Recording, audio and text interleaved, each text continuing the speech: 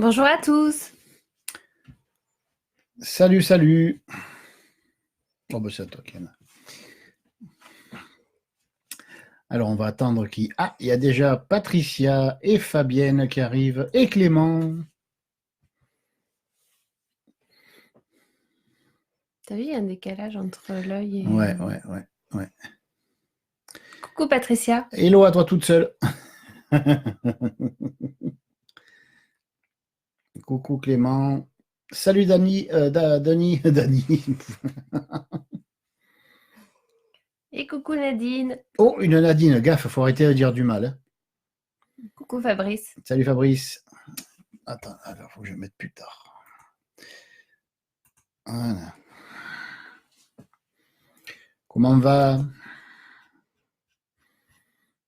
Salut Cédric. Salut Martine et Guillaume. On va laisser arriver un petit peu le monde. Coucou Laure. Salut Laure. Et Bélisa et Jean-Marie. Ah oui, et Bélisa et Jean-Marie, en effet. Il y a un décalage entre quand on voit l'étiquette verte et quand ils sont comptabilisés. Mais c'est surtout ça qui est Oh. embêtant à chaque Oh, fois. il y a un Gilles qui arrive. Oh, Kader. Oh, il y a un Kader qui arrive. Il faut arrêter de dire du mal des Toulonnais. Coucou Laetitia. Il faut arrêter de dire du mal des Belges et des frites, là. Ça va plus aller, là. Salut la louloute. Allez, bonjour les loulous. Ah, il y a Ludovic, ça va devenir sérieux, là. Ludovic Albertini qui arrive. Et Marie qui nous écoute. Il y a Marie qui nous écoute. Et il y a même une pirouette cacahuète. Ouais. Toute chouette. Et coucou Vincent. Salut Vincent. Salut Ghislaine. Je te tape pas trop. Oui, tu m'as tapé le bras. Je t'ai battu le bras. Ah là là. Parce que toi, t'as des accoudoirs en fait. Ah ben attends, c'est normal. Hein. T'as vu comme je suis fin, mince, svelte, il me faut des accoudoirs, il faut de la largeur. C'est ce qu'on appelle la largesse d'esprit, tu vois. Elle est à peu près au niveau du ventre, là. On appelle ça, c'est à ça qu'on voit que les gens ont de la largesse d'esprit. Voilà. Bientôt, je vais dire des bêtises. Ah. Salut Christophe. Laure est revenue. Oui, parce que d'abord, elle y est, après, elle n'y est plus. Salut Vincent. Hey, j'aime bien, il y a les petites têtes, c'est que les petits trucs qui éclatent, là. Je sais pas ce que c'est, ça doit être quand ils font... C'est ça. Là, regarde. Là. Ah, d'accord, ok. Ouais. Tu vois, je vois éclater des pouces bleus, là, qui passent. Je ne sais pas ce que c'est, ces trucs-là. Ils connaissent tout, hein, les jeunes. Mais je pense pas qu'ils le voient. Ah, quoique, peut-être s'ils le voient aussi. Je sais pas. Tu vois. Je sais pas. Ah, Patricia le fait. Ah. Salut Nicolas. Elodie. Le poteau téléphonique est bien réparé? Ah oui. Ah, oui. m'en parle pas. 3 jours sans Internet, je te dis pas. Coucou Camille. Salut Camille. Et Linda. Et Linda, bien sûr. Salutations. Avec sa tour Eiffel française. Ah, elle dit oui, on les voit, tu vois. Les pouces qui passent. Là. Ah, j'étais en train de dire, je pensais au poteau téléphonique. Ah, en plus, c'est inversé. Quand je lève une main, c'est l'autre. Alors, c'est cette main-là. Alors, attends, bouge pas. Ça passe ici. Oh putain, ça part en vrille. Ça part en vrille. Tu veux mettre un post-it? J'essaye de suivre la technologie. Ah, tu vois, vous les voyez les pouces et les têtes. Bon, tant que vous voyez les nôtres de tête, ça va. Et Lino, coucou. Et Tiffany. Alors.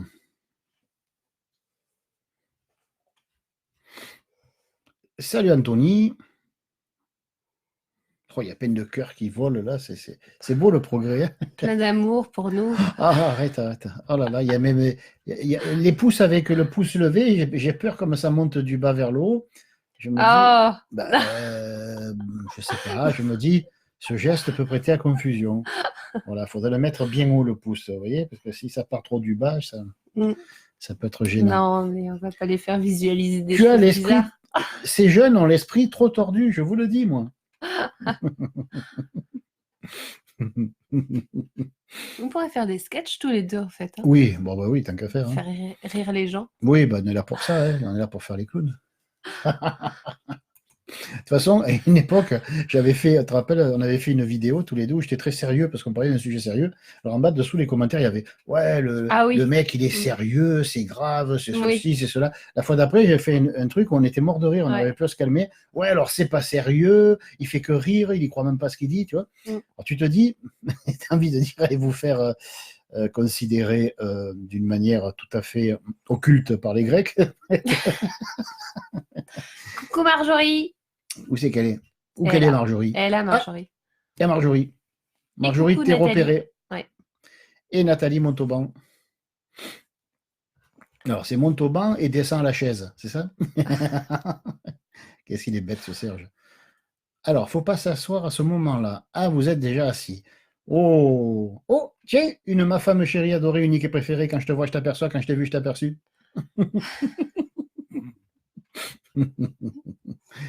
Et Marjorie qui redit coucou.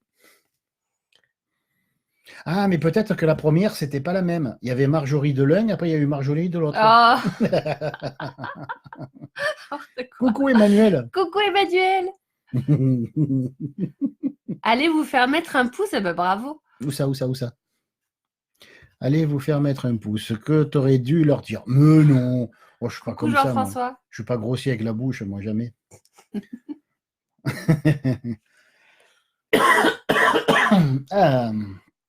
On va boire un coup, on va commencer. Quelle heure il est? Ah ouais, ça fait déjà 6 minutes. Hein. Bien. Allez, on va commencer. Alors, mais il est où ton clavier? Mon clavier? Bon, j'ai pas la peine. Ah, je fais comme ça. Oui.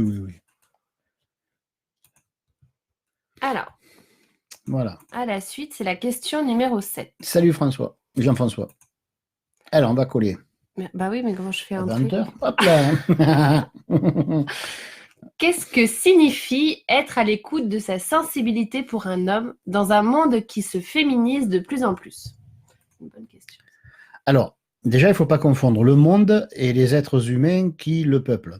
Le monde ne fait rien du tout, ni se féminise, ni se masculinise, il ne fait rien de tout cela. C'est le monde, c'est-à-dire c'est la planète Terre, c'est la vie, etc. Nous, on est là-dedans. Donc, comme on est à l'intérieur de ce monde, ce que l'on fait, ben, on essaye de l'associer au monde, alors que ça n'a rien à voir avec le monde. Alors, c'est pas, on simplifie en disant que l'homme se féminise, que la femme se masculinise. Il faut comprendre de quoi il retourne vraiment, ce que ça veut dire. Alors, qu'est-ce que ça veut dire, ça, l'homme qui se féminise et la femme qui se masculinise? Ça veut dire que dans l'être humain, il y a 3 canaux principaux, des gros canaux, des nadis, comme on dit, hein, dans le corps éthérique.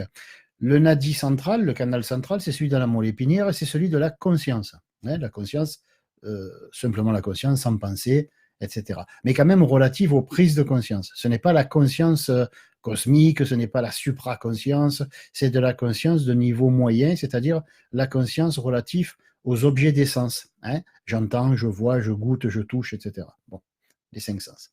Après, sur le vue de dos, quand un homme ou une femme vue de dos, sur le côté gauche, il y a le canal ou nadi qu'on appelle Ida Nadi, ou si vous voulez le canal lunaire. Et ce canal lunaire nous permet de ressentir des émotions, d'avoir de la sensibilité, etc. À droite, il y a le canal Pingala Nadi, autrement dit le canal solaire, qui nous permet d'avoir des processus mentaux uniquement, de penser, de réfléchir, etc. Bon.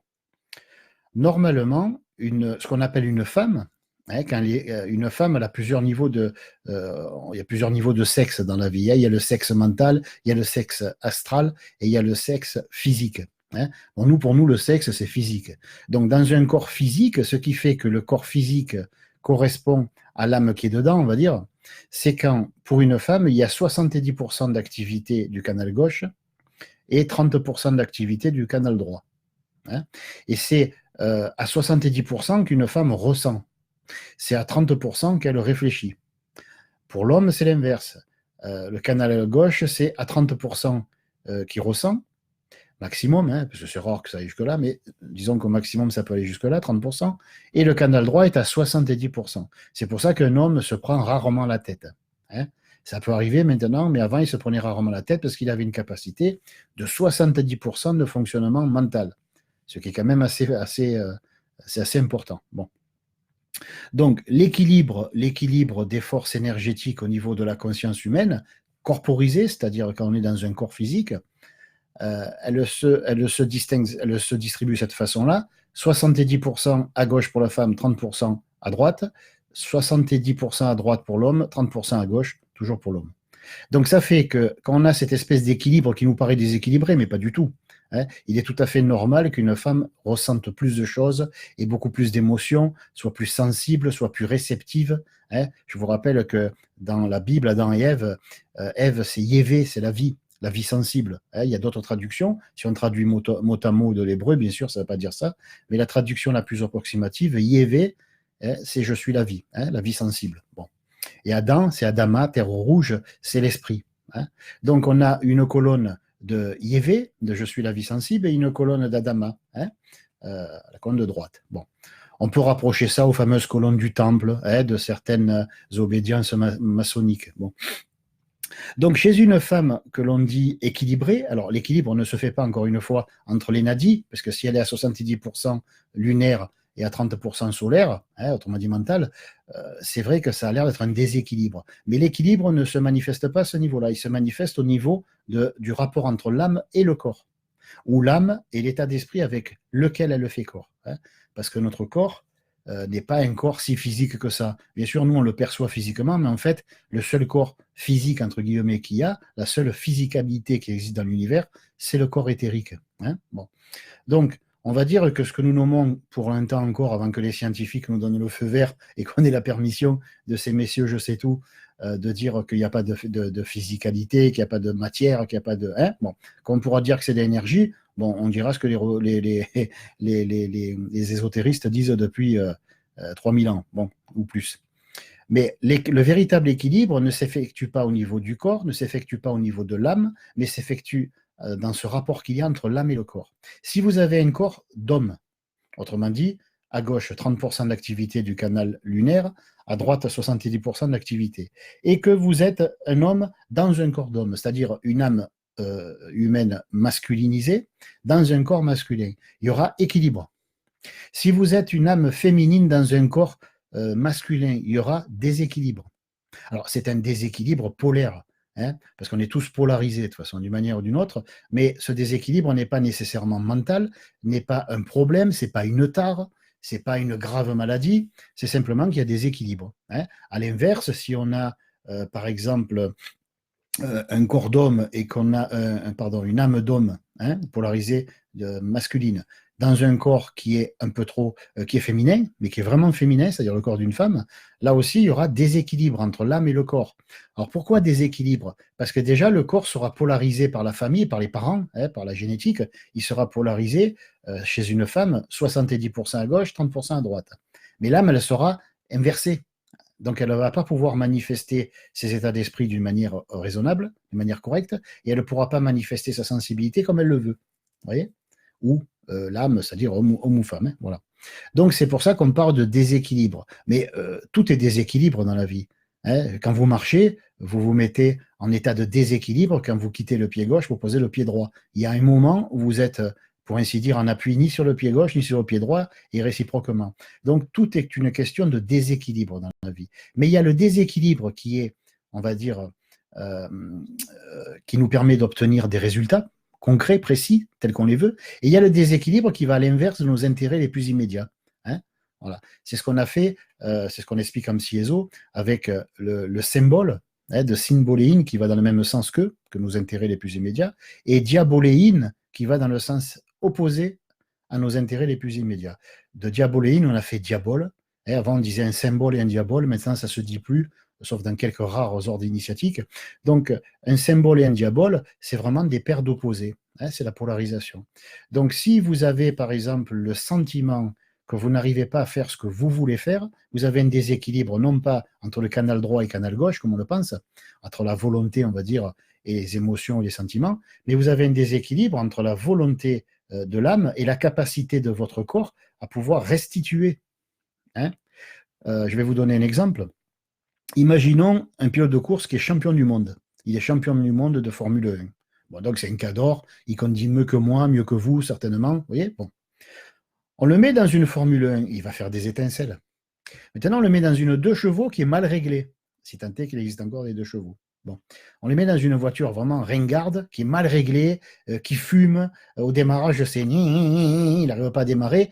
Il va pester le mec. Pourquoi il va pester? On pourra croire qu'il est orgueilleux, on pourra croire que mais c'est le champion du monde d'automobile et on lui donne une poubelle à conduire. Donc il est anxieux, il se dit tout le monde a démarré, moi je n'ai pas encore démarré. Quand je vais démarrer, je vais rouler à 80 à fond ou 90 avec ma 2 chevaux et il voit les autres en Formule 1. Et peut-être que ce sont des mauvais conducteurs, mais ils ont une Formule 1. Lui, c'est un très bon conducteur, mais il a une 2 chevaux. Vous voyez? Ça explique aussi pourquoi il est risqué pour le moins de juger quelqu'un. Bien sûr, on dit ne pas juger à la mine, mais de juger selon ses capacités physiques, parce que de toute façon, vous ne jugerez que de l'état d'esprit avec lequel il est bien obligé de faire corps. On dit qu'on choisit non pas son corps, mais on choisit sa famille. C'est-à-dire qu'avant l'incarnation, que ce soit par le soi naturel, comme on l'enseigne en Psyéso, ou que ce soit l'âme elle-même pour ceux qui croient à ça, les parents sont choisis, avec attention. Bon. Donc, ils sont choisis, donc c'est la jonction, c'est ce qu'on appelle la loi du triangle, c'est l'union du père et de la mère au niveau génétique qui va donner un corps, qui va donner le 3e point du triangle, qui est la manifestation, et qui va donner un corps qui sera normalement adapté à ce qu'on appelle la mission terrestre. Si vous êtes venu pour être un grand mathématicien, peu importe si vous avez un corps comme il s'appelait l'Américain qui est mort là, Hoskin, qui était en chaise roulante, mais c'était une tête. Bon, enfin, peu importe. Même si vous avez un corps tout rabougri, du moment que votre cerveau, vos cellules grises fonctionnent bien, ben vous êtes un génie. Mais si vous êtes venu pour être un athlète, pour être champion olympique, ben vous avez intérêt à ne pas être dans un fauteuil roulant à la naissance. Voilà. Donc, généralement, je ne dis pas que les choses sont bien ou mauvaises, je dis que normalement, sauf cas exceptionnel, il y a des accidents, il y a des incidents, tout n'est pas réglé comme du papier à musique, mais normalement, quand l'âme prend possession de son véhicule d'expression, c'est le nom qu'on devrait donner au corps, ce véhicule d'expression, normalement, est taré, dans le sens de régler, il est taré juste pour que l'âme puisse s'exprimer au mieux de ses possibilités et non pas au maximum. Au maximum, c'est pas possible. Il faudrait un corps d'enfer, quoi, un corps extraordinaire, un corps quasi parfait.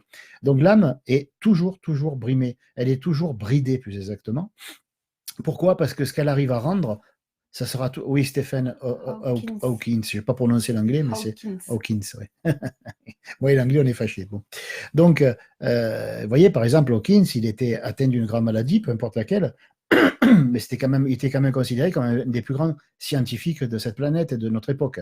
Donc, il avait, c'est bête à dire, ça a l'air méchant, mais ça ne l'est pas, c'est un simple constat. Il a eu jusqu'au bout exactement ce qu'il devait avoir, c'est-à-dire la tête d'un génie. Il n'avait pas besoin d'avoir le corps d'athlète. Évidemment, dans l'absolu, ça serait bien que l'on puisse avoir les deux. Mais pour l'instant, dans un monde polarisé, c'est-à-dire dans un monde où c'est fromage ou dessert, comme je le dis souvent, ben vous avez le choix entre le fromage ou le dessert, parce que c'est un monde qui est dit polarisé. Voilà. Donc, dès qu'il est polarisé, ça veut dire que tantôt vous allez réussir, et si vous êtes content de réussir, ben vous pouvez vous préparer à pleurer parce que vous allez échouer. Parce que dès l'instant où on nomme l'idée de réussir, on invoque automatiquement l'idée d'échec parce que les deux sont conjoints. Je donne un exemple aussi qui fait un peu sourire, qui est un peu vieux parce que ça fait 30 ans que je le donne.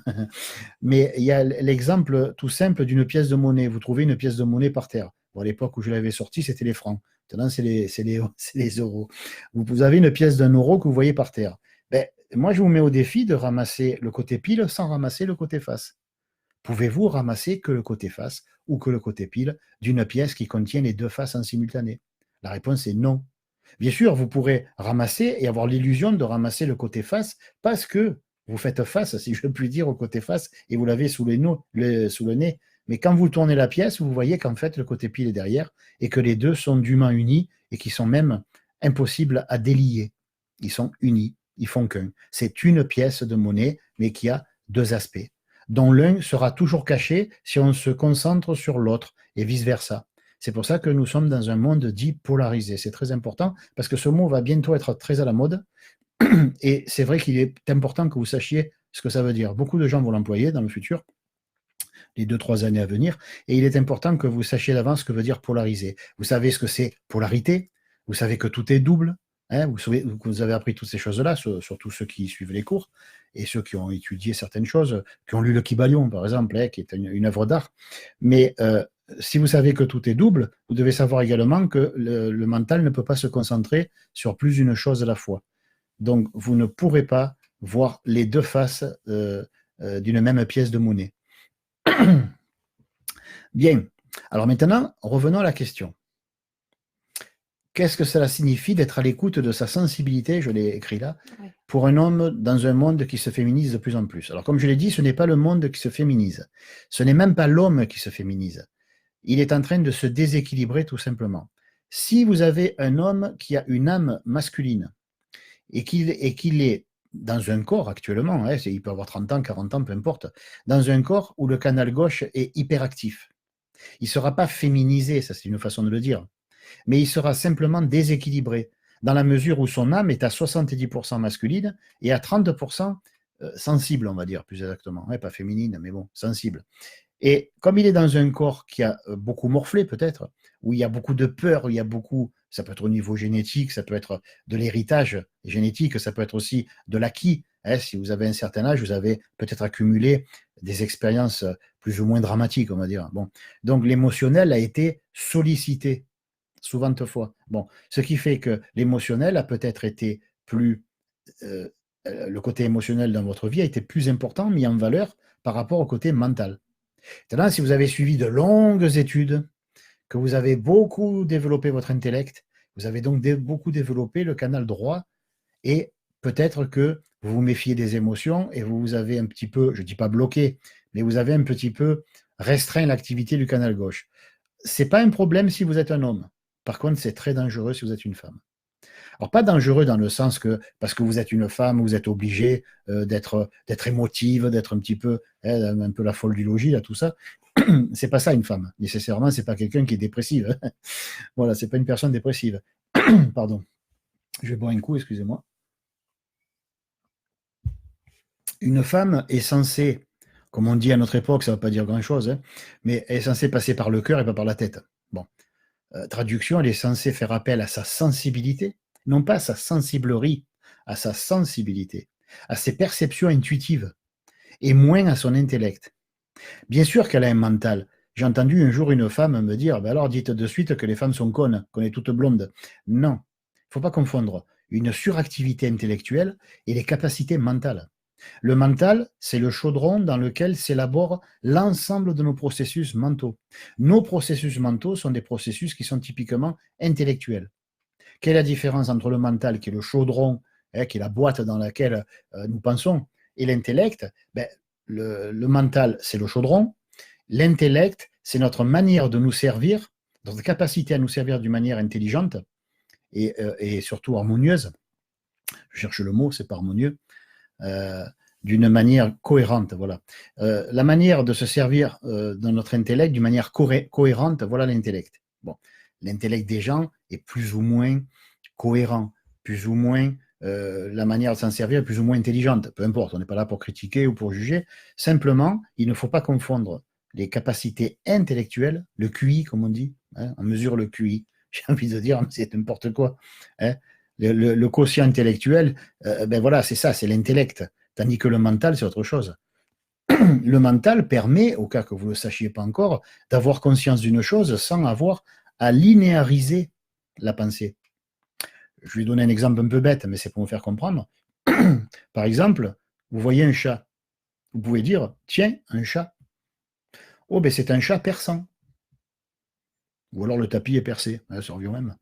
Mais pourquoi vous dites ça? Parce que vous avez appris des choses. Et vous allez vous servir de votre intellect qui va vous envoyer des dossiers. Alors vous allez les lire. Mais ça ne veut pas dire que l'envoi des dossiers va s'effectuer d'une manière cohérente et intelligente. Et ça ne veut pas dire que vous allez vous servir intelligemment de tout ce que vous avez appris. C'est pour ça qu'une personne qui est cultivée intellectuellement n'est pas une personne qui est nécessairement intelligente. C'est vrai que dans l'absolu, il existe des gens qui sont cultivés et avec un mental fameux, un mental qui est dégagé. Parce que le mental, plus il est encombré de connaissances, et moins ces connaissances ont de place pour se mouvoir, pour s'articuler. C'est pour ça qu'il y a des gens qui sont bac plus 15, et quand on les écoute parler, on dit, oh mon Dieu, mais qu'est-ce qu'ils ont bu ou quoi? Ils ont fumé? Non, non, ils sont devenus incohérents. Parce qu'il y a trop d'activité intellectuelle et le mental n'a plus assez de place pour que cette activité s'effectue avec toute l'aisance voulue. Vous voyez? Imaginez que vous avez une pièce de votre maison, de votre demeure, qui est surencombrée.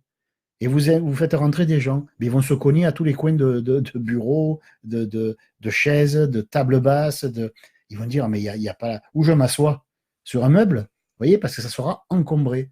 Donc, l'espace mental, cette largesse mentale que vous vous laissez, à tous les sens du terme, hein, cette capacité à recevoir du nouveau, parce que le mental n'est pas plein. Non pas qu'il puisse être plein dans l'absolu, mais si le mental est rempli de conneries, ces conneries vont jouer entre elles, vont s'articuler entre elles, vont même causer entre elles, sans vous demander votre avis, ni même demander votre participation, et vous allez raconter des conneries. Des fois, il y a des gens qui ouvrent la bouche pour dire une connerie, et après ils disent pourquoi j'ai dit ça? Comment peut-on se questionner au sujet de ce qu'on a dit soi-même? Ça paraît être une aberration mentale. Qu'est-ce que le mental aberré? C'est quand justement le mental n'arrive plus à faire face. Il contient trop d'informations hétéroclites qui n'ont rien à voir les unes avec les autres, qui s'articulent très mal, c'est n'importe quoi. On va dire que l'intellect a pris le contrôle de l'être et c'est lui qui fonctionne en roue libre. Et c'est le bordel. Hein, voilà. C'est un peu la bête de l'apocalypse, hein. Bon, en rajoutant aussi le côté émotionnel. Bien, donc, encore une fois, ne vous inquiétez pas si vous êtes un homme, vous ne devenez pas féminisé, vous ne pouvez pas devenir féminin, simplement parce que vous avez une suractivité du canal gauche. Vous avez simplement trop d'émotions, ces émotions noient vos processus mentaux, hein, et c'est pour ça que ça vous donne cette impossibilité de vous exprimer clairement avec une certaine virilité. Oui, alors de suite on pense au côté masculin, mais c'est simplement avec appui, c'est pas appui, avec aplomb, voilà. Avec aplomb, vous parlez avec aplomb, vous êtes sûr de vous. Il y a des gens que quand ils parlent, on dirait qu'ils vont s'excuser d'exister. Alors on a pitié d'eux, on se dit mais qu'est-ce qui t'arrive? Mais exprime-toi. Oui, mais tu comprends, c'est pas que je veux dire, non mais j'aimerais pas que tu penses. Waouh! Alors envie de dire pète un coup, détends-toi, et après parle librement. Personne ne te fera un trou, là, tu en as déjà un. Hein, voilà. Donc, je vous rassure, vous avez simplement une activité astrale. Ça, on le reverra pour ceux qui suivent les cours pour la conférence de jeudi, hein, qui est confidentielle pour ceux qui suivent les cours. On va parler bien de comment on sort de l'astral, hein, comment on sort de cette astralité de merde qui fait de nous des gens incompétents à vivre à notre époque. Des gens, non pas qui sont sensibles, mais des gens qui sont devenus complètement destroy avec leur surémotivité. Vous voyez? Il y a une mode actuellement, je ne vais pas en parler parce que sinon je vais me faire encore des amis, mais il y a une mode qui consiste, tu sais de quoi je parle, qui consiste à faire passer ce qui est quasiment une maladie pour quelque chose d'extraordinaire. Vous voyez? Demain, les gens que quand on leur demande de l'heure, ils se mettront à trembler tellement qu'ils sont émus, ben bientôt on va dire que c'est des êtres illuminés, c'est des êtres d'un très haut niveau. Il faut arrêter les conneries. Bon, on n'est pas là pour juger, on est bien d'accord. On n'est pas là pour condamner, c'est vrai. Mais on n'est pas là non plus pour plébisciter la négativité, le mal, je ne sais pas. À ce moment-là, réjouissons-nous de ceux qui font un hold-up. Ce sont des gens d'un grand courage. Vous voyez? À un moment donné, il faut arrêter les conneries. Si la personne est hypersensible, non, je ne l'ai pas dit. Si la personne a des problèmes de sensibilité, voilà, il faut qu'elle se soigne, il faut qu'elle arrive à s'équilibrer, à se rééquilibrer. Mais de là à en faire des gens qui sont plus évolués, qui font partie, comme j'ai entendu une fois, encore une connerie de plus, de la 6e race à venir, non, il faut arrêter. À ce moment-là, le jour où il y en a un qui souffle dans un papier et qui le fait éclater, les mecs, ils vont mourir évanouis, vous voyez, tellement qu'ils sont émotifs. Donc, à un moment donné, on a besoin sur Terre de gens qui sont, allez, un minimum viril, un minimum rigoureux et un minimum courageux, qui soient capables de faire face aux problèmes de la vie. C'est normal que les femmes pensent qu'il n'y a plus d'hommes, dans le sens pas viril du terme, parce que ça va, ils ont toujours les organes génitaux qui fonctionnent, plus ou moins. Mais bon, c'est pas ça, être un homme. Mais quelqu'un qui est capable de faire face à l'adversité, qui est capable de dire à sa femme, par exemple, c'est pas grave, chérie, je vais régler le problème. Mais là, tandis que la femme dit, chérie, t'as vu, on a un problème, en étant plus ou moins décontracté, il y a le mec qui est évanoui par terre dans une flaque de ses pleurs, vous voyez? Donc ça ne va pas aller loin, ça peut pas durer. Il ne faut surtout pas en faire, s'il ne faut surtout pas le condamner, c'est clair, on est bien d'accord. il ne faut surtout pas en faire non plus quelque chose de valorisant. Parce que là, ça frise, ça frise pas, ça boucle complètement le ridicule, hein, si je puis dire. C'est plus que ça le frise, c'est bouclette, hein, carrément. Hein, voilà. C'est la coupe afro, vous voyez, tellement que c'est ridicule. Voilà. Donc, je sais qu'on a une époque où les gens ne veulent pas assumer. Ils ne veulent pas assumer leurs problèmes, ils ne veulent pas assumer leurs limitations, ils veulent rien assumer. Mais il faut comprendre que quand vous n'assumez pas, vous perdez le pouvoir. Parce que celui qui dit ce n'est pas ma faute, c'est celui-là même qui dit je n'ai pas le pouvoir de régler le problème puisque ce n'est pas moi qui l'ai créé. Hein, voilà. Le pouvoir va avec la responsabilité. Si vous n'êtes pas responsable, alors ben, vous dépendez des autres, tant pis pour vous. Allez, une autre question. Tiens, tu devrais changer de lunettes. Ah oui, pardon. C'est les lunettes où ça brille.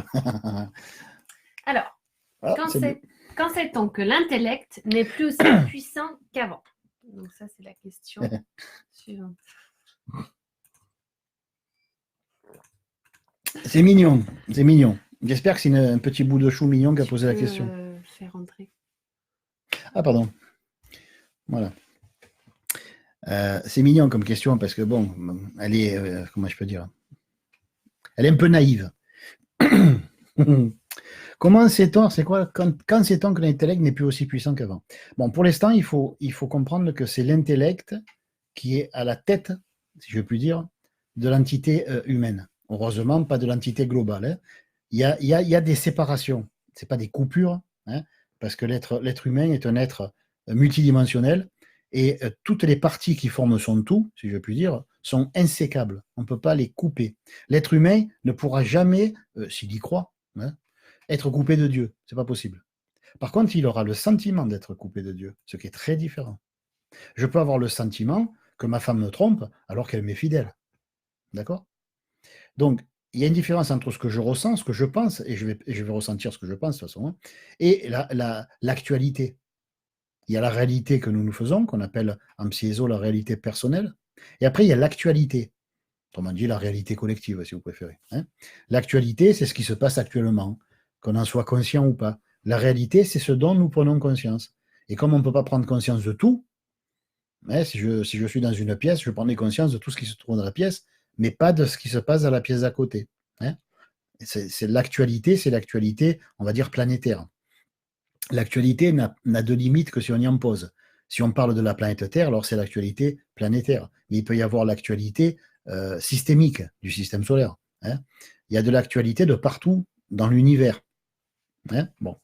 Mais seulement, on ne peut pas prendre conscience en simultané de tout l'univers, ni en simultané de 2 ou 3 choses en même temps. On ne peut pas prendre. Le mental ne peut se concentrer que sur un seul sujet d'attention à la fois. Donc, une fois qu'on sait ça, hein, on sait que du coup, le temps est inventé. Hein. Voilà. Le temps que je mettrai pour passer d'un objet d'attention à l'autre, c'est ma conscience qui se déroule. Et c'est ça le temps. Il n'y a pas de temps. Il n'y a pas d'espace. Hein. Tout ça, nous le créons mentalement et en esprit. Donc, comment je sais que mon intellect, ça me fait un peu marrer. C'est pas méchant, hein, je ne me moque pas, mais ça me fait marrer. Comment sait-on que l'intellect n'est plus aussi puissant qu'avant? Bon. Quand vous êtes dans la merde, là je vais parler en termes mystiques, vous voyez, quand vous êtes bien dans la merde, là l'intellect il est à fond. Quand vous n'êtes pas bien, que vous ne dormez pas la nuit tellement que la gamberge le tourne, là, vous savez, le moulin, là, c'est que l'intellect est à fond. Hein? La moulinette mentale. Ouais, la moulinette mentale, voilà. C'est que l'intellect pas. Quand vous êtes vexé, c'est que c'est l'intellect qui est à fond. Quand vous êtes triste, c'est l'intellect. Quand ça merde en vous, c'est l'intellect. D'accord? L'intellect, c'est une espèce de sale bête. C'est quelque chose, c'est imaginer le majordome d'une maison. Hein? On va dire, le maître de maison appelle son majordome, il dit, je pars une semaine, je te laisse les clés, bien sûr, si tu sors, tu fermes, etc. Je te laisse diriger tous les autres gens de maison. Je viens dans une semaine. J'ai laissé de l'argent, là, de toute façon, ben, tu as le carnet de chèques, tout est signé, tu n'as plus qu'à mettre les sommes, je te fais confiance. Et le maître de maison s'en va. Une semaine après, il revient, il essaye d'ouvrir, bon, il n'a pas pris les clés, il a tout laissé les clés, il tape, il entend, oui, c'est qui? Alors, eh ben, il dit, ben, déconne pas. Il reconnaît la voix de son maître d'hôtel, il dit, ben, c'est moi. Qui, moi? Ben, le maître. Mais quel maître? Ben, moi, ton maître. Ah bon? Et comment ça se fait que vous êtes mon maître alors que vous êtes dehors? Moi, je serai votre valet, je suis dedans. Vous voyez? Voilà. Quand vous faites trop confiance à votre intellect, il se prend pour le maître de maison. Or, nous sommes dans une époque, nous vivons à une époque où tout est basé sur la surintellectualisation. Il faut que vous sachiez plein de choses. Et si possible, des choses qui vous sortent par les trous de nez tellement que ça vous passionne, si vous voyez ce que je veux dire. Hein, voilà. On voit bien que les jeunes actuellement, ils en ont marre d'étudier. Comment on sait qu'ils en ont marre d'étudier, les jeunes? Au lieu de juger les choses, moi j'ai passé ma vie à observer. Et c'est pour ça que j'ai pu apprendre beaucoup de choses. Je ne les ai peut-être pas retenues, mais je les ai apprises sur le moment. On voit par exemple des publicités, enfin c'est pas des publicités, c'est des blagues sur Facebook où on voit, il y en a une qui m'a fait beaucoup rire. Il y a un livre qui est posé par terre et autour il y a une dizaine de jeunes avec des tablettes, des iPhones, des trucs comme ça. Et il y en a un qui du bout du pied pousse le livre pour voir s'il bouge parce qu'il ne sait pas ce que c'est. Vous voyez, voilà. Et il y a marqué 2060 ou je ne sais plus quoi. Ça veut dire que certains, qui sont peut-être un peu plus vieux que les jeunes, se font du souci, se disent comment ça se fait que les jeunes maintenant, c'est les ordinateurs, c'est les jeux vidéo, c'est les iPhones, c'est les iPads, il faut que ça commence par i, il faut que ça fasse un peu mal. iPad, iPhone, i quelque chose d'autre, bon, i mes pieds, bon. Donc pourquoi ça? La réponse est évidente. Ces jeunes, on les a fait jusqu'à gerber, on les a fait étudier pendant bac plus 2, plus 3, plus 6, plus 15 ou 32. Ils n'en peuvent plus, ces pauvres jeunes. On les a gavés de connaissances dont ils n'avaient rien à foutre. Ça les faisait chaque fois pareil. Vous voyez ce que je veux dire? Ça les emmerdait, ces études. On leur apprenait les maths, les fractions, les ceci, les cela. Quelques-uns qui étaient peut-être un peu tordus adoraient ça, mais les autres, ils se faisaient chier de droit. Et ça les gonflait. Pour eux, l'école, l'apprentissage, la connaissance égale « Oh mon Dieu, que ça me fait chier ». Donc pourquoi maintenant ils ont des iPhones? Parce que c'est agréable, c'est un jouet. Pourquoi des iPads? Parce que c'est un jouet. Pourquoi des manettes là, de machin vidéo? Parce que c'est des jouets. Pourquoi voulez-vous qu'ils se fassent chier à lire un livre avec tout ce on les a obligés d'ingurgiter? Est-ce que tu as fait tes devoirs? Moi je me rappelle quand j'étais gamin, ça fait donc 2-3 jours, on me disait « Tu as fait tes devoirs ?» Alors moi, je dis, ben non. J'avais l'impression qu'on me dit, tu t'es pendu? Non, je vois pas trop mon intérêt de me pendre, je suis désolé. Tu t'es noyé? Non plus. Tu t'es étouffé en mangeant? Non. D'autres questions intelligentes? T'as fait tes devoirs? Non. Vous voyez? Mais seulement, ça fait sourire. Quand on dit qu'un enfant ne veut pas étudier, ça fait sourire. Ben alors pourquoi? Au lieu de sourire, on ne réfléchirait pas. Pourquoi il ne veut pas étudier? Est-ce que c'est vraiment qu'il faut le laisser faire et le faire devenir con, comme a dit certains? Il m'a dit, ouais, ben alors il fait tout ce qu'il veut, il fait que jouer. Non, non, non, non, il ne faut pas être con, plus con que celui qu'on veut rendre soi-disant instruit. Est-ce qu'on lui permet d'apprendre ce dont il a envie d'apprendre? Vous allez me dire, mais comment on le sait ce qu'il a envie d'apprendre? Ben, on teste. On ne fait pas un enseignement pour des milliers de jeunes en disant à ces mêmes jeunes, nous sommes tous différents. Non, jure, on est tous différents, mais tu nous donnes le même programme scolaire. Il y a marqué con ici ou quoi là? Vous voyez? Voilà. Donc, il y a quelque chose de pourri dans le royaume d'Angleterre. Ça, c'est pour ceux qui sont allés voir Shakespeare. Donc, il y a quelque chose qui ne va pas. Moi, quand j'étais gamin, j'adorais des maths. Hein. Je crois que si j'avais été constipé, ça m'aurait de suite soigné. J'adorais le français, j'adorais les récitations, malheureusement, je n'ai pas fait de philo, alors que j'adorais ça. Donc, j'aimais des choses que d'autres n'aimaient pas, peu importe. Mais ces trucs-là, ça me plaisait, donc j'avais aucune difficulté à retenir des choses, à retenir des poèmes de Victor Hugo, des trucs comme ça, parce que j'adorais ça. Mais à côté de ça, quand il fallait que je sache qu'en 80, en 75, le taux brut de blé qu'avaient pu faire les Américains, c'était passionnant, hein, parce que moi je vivais en France. Les Américains, en 75, comme ils ont fait de milliers de tonnes de blé. Vous ne le savez pas, mais vous ne pourrez pas survivre dans ce monde, voyons. Vous voyez? Eh bien, nous, on nous forçait d'apprendre ça par cœur. Quand vous passez le code maintenant, c'est à se demander s'ils ne sont pas un peu tordus, les gens. Il faut que vous répondiez à l'examinateur quand vous passez le code, la partie verbale, pas la partie conduite. Il faut que vous disiez à l'examinateur, en 2012, combien il y a eu de morts sur la route? Moi, j'ai répondu, bien trop, monsieur. Alors, il a souri. Il m'a dit, mais vous avez un chiffre? J'ai dit, non. Je préfère même pas le savoir. Si l'idée, c'est de me décourager de faire le fou sur la route, c'est bon. Moi, à partir de 2 morts, je commence à baliser. Donc, s'il y en a eu des milliers, je ne veux même pas le savoir. Et finalement, je lui ai démontré que c'était morbide comme question.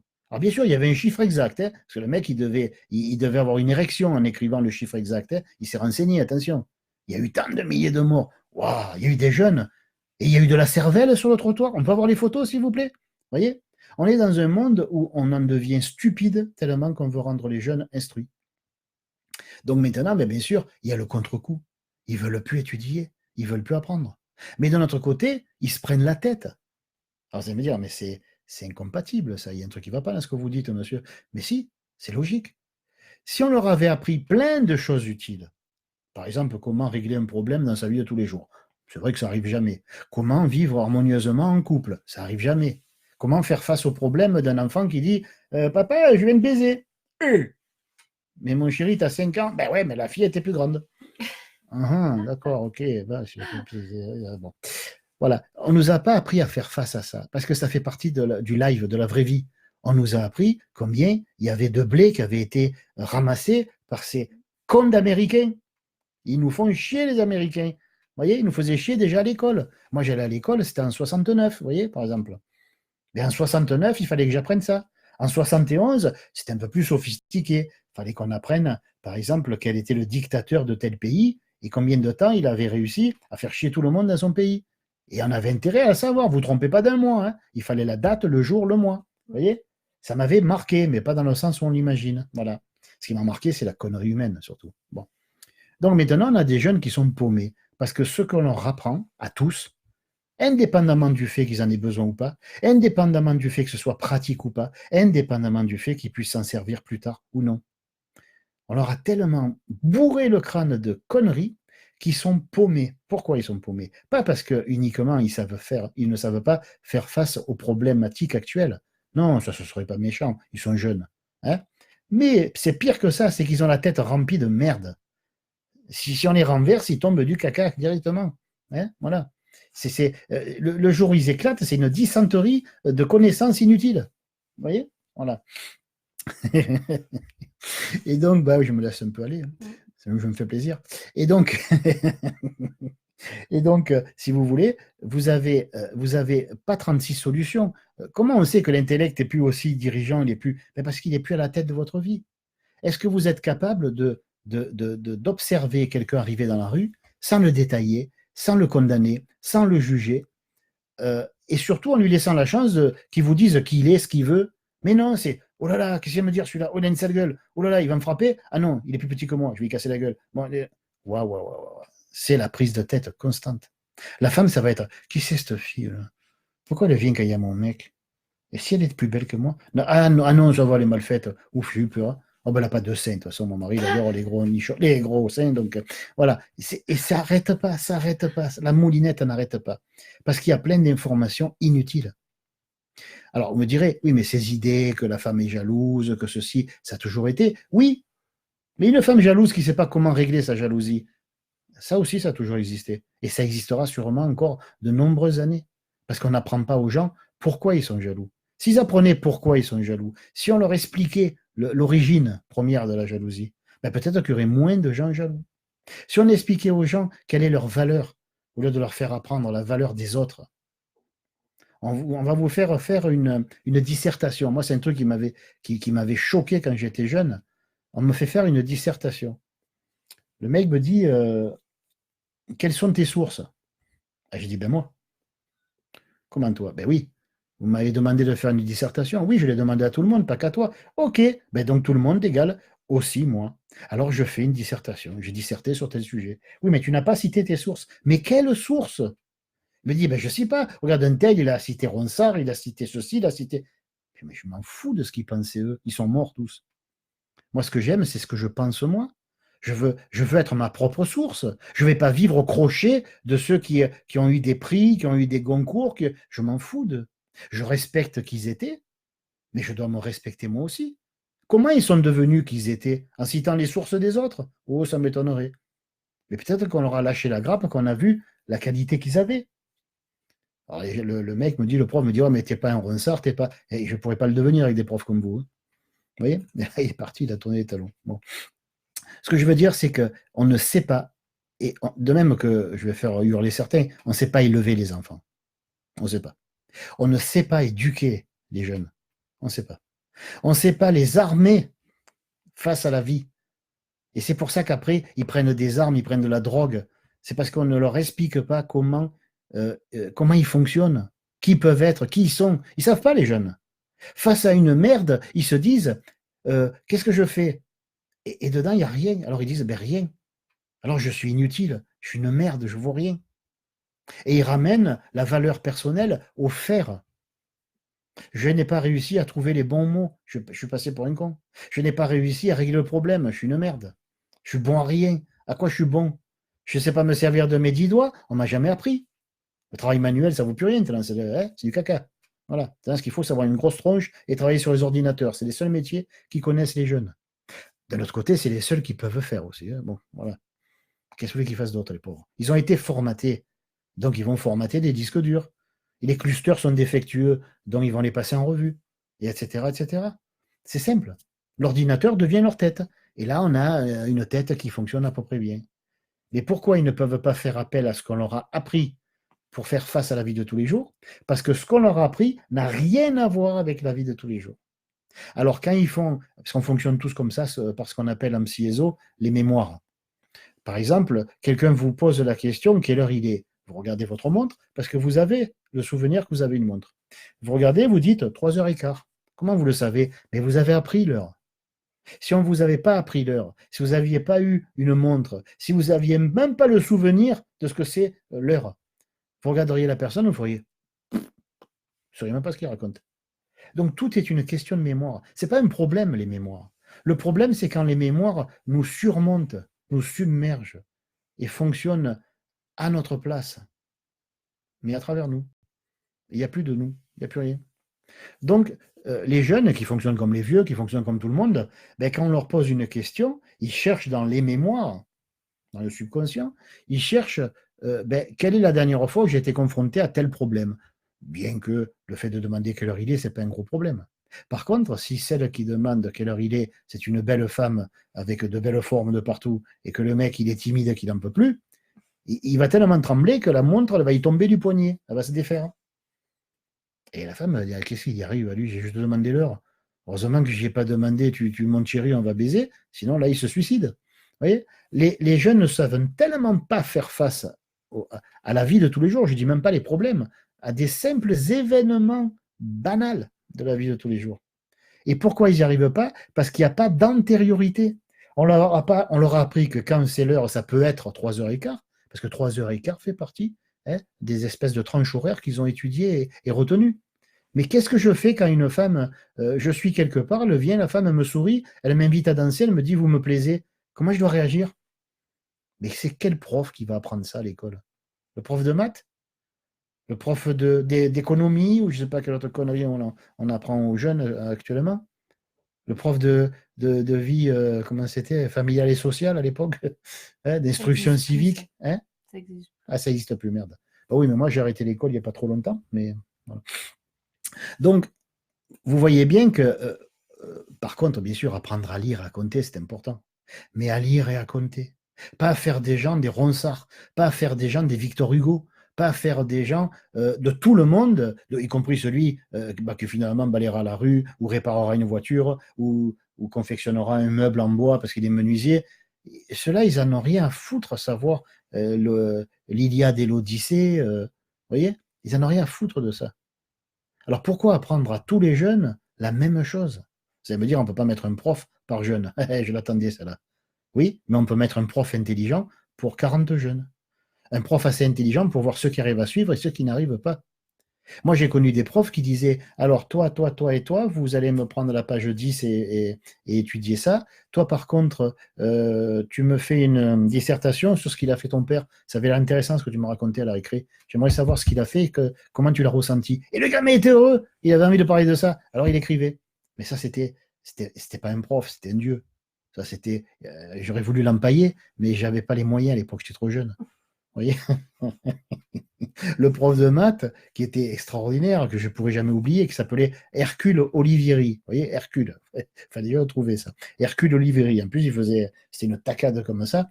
Ben lui, il nous racontait, il fallait compter des saucissons. Il nous parlait d'un mec qu'il avait inventé, qui allait dans la cave, qui comptait les bouteilles, mais à chaque bouteille, il buvait un peu. Donc, voilà. Et nous, on était morts de rire. Et comme on était morts de rire, on se laissait faire. On dit toujours qu'une femme, si vous arrivez à faire rire, vous pourrez la mettre dans votre lit. Eh ben, un enfant, il serre les jambes de son esprit quand on prend les choses au sérieux. Mais dès qu'on le fait rire, il se détend. C'est plus un viol de l'esprit. C'est faire l'amour avec l'esprit des jeunes. Seulement, on ne leur a pas appris ça aux jeunes. On ne leur a pas dit, tu sais, tu peux demander à ne pas prendre ça, tu peux. Alors on va dire, ouais, mais attends, et plus tard, si. Et quoi plus tard? Qu'est-ce que vous savez de plus tard? Les parents vont dire, oui, mais plus tard, et s'il est médecin, tu veux dire que tu veux qu'il soit médecin, c'est ça? Eh oui, tant pis. Hein. Eh ouais. Ouais, toi, t'as pas réussi, donc tu essaies de te rattraper à travers ton gosse. Comme ça, tu niques sa vie. Mais c'est pas grave, j'ai rien dit. Voilà. Donc on est dans un monde où de toute façon, on pourra apprendre n'importe quoi aux jeunes, les parents ne trouveront rien à redire. De toute façon, pendant que les gamins sur l'école, vous voyez là, ils adorent leurs enfants, mais de loin. Enfin, 1 heure par jour, 2 heures par jour. Et après, on va les faire se coucher bonne heure, comme ça on peut souffler. Bon, ben c'est ça la vie de famille aussi maintenant. Et donc, on s'aperçoit que de toute façon, il n'y a plus de garde-fous. Avant, les parents, si le prof, par exemple, je ne sais pas moi, si le prof disait aux parents, votre enfant, il y a un petit souci, est-ce qu'il se couche bonne heure? Ah ben non, on a reçu une télé, il est devant la télé, tout ça. Bon, ben, faites ce que vous voulez chez vous, mais sachez que si vous voulez que votre enfant puisse faire autre chose que roupiller pendant toute la classe, ben, il faudra le faire se coucher avant minuit, vous voyez? Voilà, surtout qu'il a 7 ans. Voilà. Donc c'était un échange. Les professeurs avaient un petit peu, on va dire, d'intérêt à suivre les enfants d'une manière extrascolaire. Bon, ils n'avaient pas non plus chez les parents voir que si tout va bien, mais ils aimaient ce qu'ils faisaient. Ça ne veut pas dire que maintenant, je critique les professeurs de maintenant. Maintenant, ce n'est plus des professeurs qui ont des élèves, c'est des professeurs qui ont des gangsters. Donc maintenant, quand le prof finit sa journée sans se faire braquer, sans se faire taillader ou sans se prendre une balle dans le ventre, il est content. Il fait la fête le soir, il va boire un coup avec les collègues. Tu es mort, toi? Moi, non. Et toi? Moi non plus. Oh, bah, écoute, on va fêter ça, on ne sait jamais si demain est encore en vie. Voilà. Bon, j'exagère un peu, mais il y en a qui se reconnaîtront. Voilà. Donc, on ne peut pas être passionné dans un monde de merde. On est passionné dans un monde où la passion a droit de citer. Et là, il n'y a plus possibilité que la passion ait droit de citer. Vous voyez? Moi, la dernière prof de français que j'avais, elle nous faisait réciter du Marcel Pagnol, mais c'était en Corse. Et en Corse, c'est vrai qu'il n'y avait pas beaucoup d'élèves qui avaient l'accent provençal. Donc moi, elle s'éclatait. Moi, je m'éclatais à lui faire plaisir et tout le monde était content. Elle me donnait le rôle de celui qui avait le plus à parler dans Pagnol. Hein. Et bien sûr, moi, j'en rajoutais que l'accent provençal, etc. Et tout le monde s'esclaffait. Et jamais autant la classe a été encline à étudier que depuis que cette prof a eu cette intelligence, au lieu de dire, tiens, celui-là, il aime faire le clown, servons-nous-en. Voilà une prof intelligente. Je ne sais plus comment elle s'appelait, c'est un petit bout de femme qui était très gentille. Eh bien, ce n'était pas une prof de français, c'était une artiste de l'enseignement. Là, il n'y a plus d'artiste de l'enseignement. C'est pour ça que maintenant, l'intellect, quand il nous laisse tranquille, on fait ouf. On prend des cachets pour que l'intellect s'arrête. On finit chez les fous, pourquoi pas? On va même aller se faire interner. Il y en a qui le font volontiers, parce que c'est ouvert. On n'est pas obligé de se faire interner par quelqu'un. On peut aller 15 jours dans un asile psychiatrique, dans des salles qui sont réservées à ceux qui sont légèrement embrumés de la tête, on va dire. Hein. Mais on se dit, mais c'est quoi le malaise de notre époque? Ben, il est double.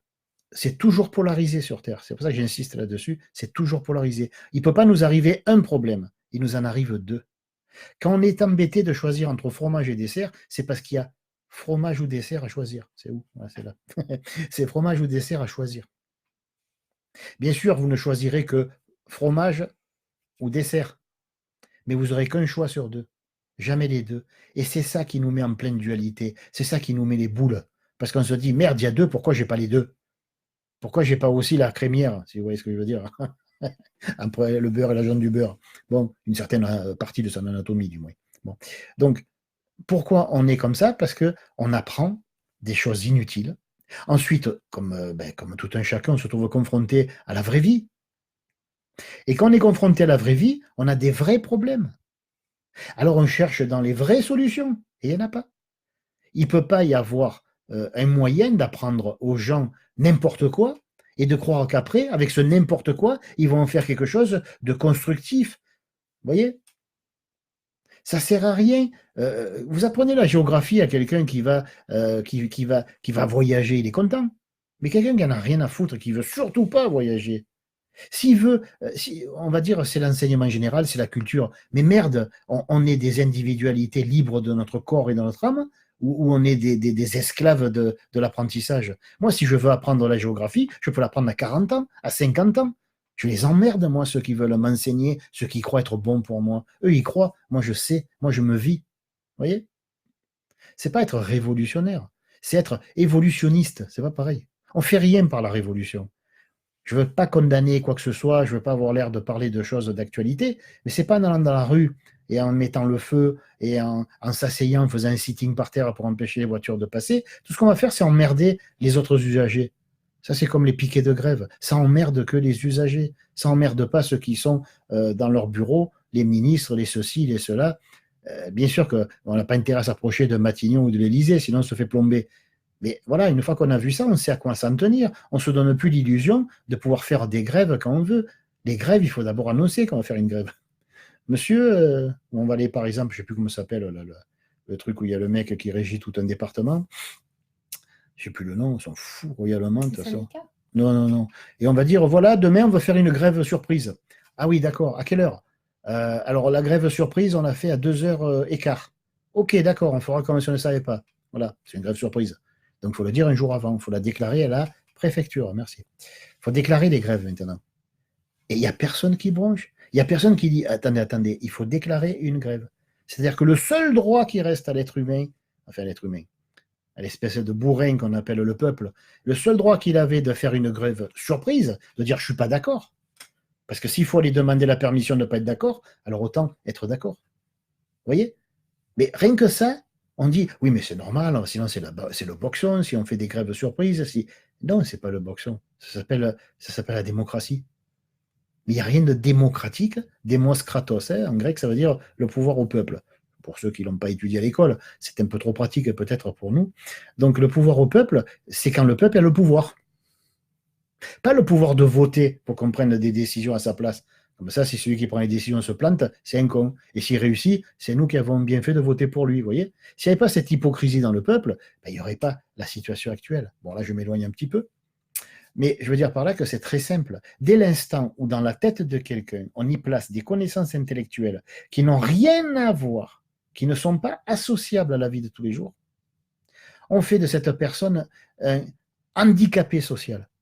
Ce n'est pas une inadaptée, oh, encore ça se soigne. Handicapé, c'est fini, il est mort. Il ne sera jamais capable de régler le moindre problème. Ouais, le préfet, ouais. Il sera toujours incapable de régler le moindre problème parce que de toute façon, comment fonctionne l'être humain? Essayez de vous le mettre dans la tête, s'il vous plaît. Si vous devez retenir que ça de cette conférence, retenez ça. L'homme fonctionne par les mémoires. On me demande l'heure. C'est quoi l'heure? Je regarde la montre. Alors, l'aiguille est là, ça veut dire quoi? Mémoire, ça veut dire 3h15. Ok, il est 3h15. Comment je peux parler? Parce que j'ai la mémoire des mots, on m'a appris à l'école. Ça va, ça sert. Comment je peux savoir si me comporter, comment je peux me comporter, oui, on va en parler après de ça. Comment je peux me comporter avec le live, le vivant? Je vais en boîte de nuit. J'ai 17 ans, 18 ans, allez, parce que sinon, on va me faire la gueule, on va dire, ouais, il pousse les jeunes de 17 ans à aller en boîte de nuit. Hein.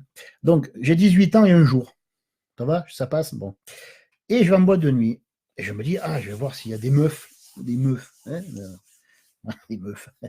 Donc, je suis une fille. Si on me dit que je suis une meuf, je m'en vais. Mais c'est pas grave. C'est toute la délicatesse des jeunes d'aujourd'hui à qui on a enseigné la délicatesse. Hein, voilà, bon. Donc, je veux voir une meuf. Et d'un coup, il y a une meuf qui vient vers moi et qui me dit, tu m'invites à danser?